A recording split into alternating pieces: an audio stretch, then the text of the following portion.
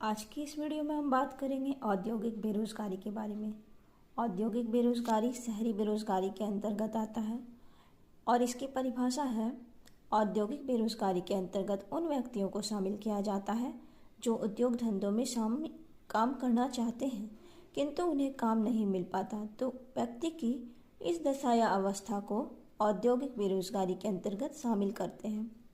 और औद्योगिक बेरोजगारी होने के क्या कारण हैं, इंडस्ट्रियल अनएम्प्लॉयमेंट होने के क्या कारण हैं, यहाँ पे मैंने ये भी एक्सप्लेन किया है। तो गाँव से शहरों की ओर जो पलायन कराती विशाल जनसंख्या है, उससे औद्योगिक बेरोजगारी जन्म लेती है। मशीनीकरण से औद्योगिक बेरोजगारी जन्म लेती है और पूंजी का अभाव में जब अधिकता आ जाती है, उत्पादन में कमी हो जाती है, और अगर उत्पादन में कमी हो जाती है तो रोज़गार में कमी हो जाती है, और रोज़गार में कमी हो जाती है तो बेरोज़गारी बढ़ती है।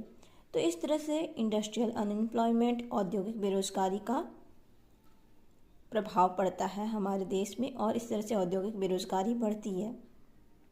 तो हमने जाना कि कैसे व्यक्ति काम में शामिल उनको किया जाता है जो उद्योग धंधों में काम करना चाहते हैं किंतु उन्हें काम नहीं मिल पाता। तो इसी अवस्था या दशा को औद्योगिक बेरोजगारी कहते हैं। और जब लोग गांव से शहर की ओर पलायन करने लगते हैं, गांव से शहर की ओर काम की तलाश में आने लगते हैं, तो इससे भी औद्योगिक बेरोजगारी बढ़ती है, क्योंकि उतना काम नहीं रहता और लोग ज़्यादा आ जाते हैं। तो इस तरह से औद्योगिक बेरोजगारी बढ़ती है। और मशीनीकरण आजकल का चलन हो गया, हर काम मशीन से होता है तो लोगों की ज़रूरत कम पड़ती है, तो इसलिए भी औद्योगिक बेरोजगारी बढ़ रही है।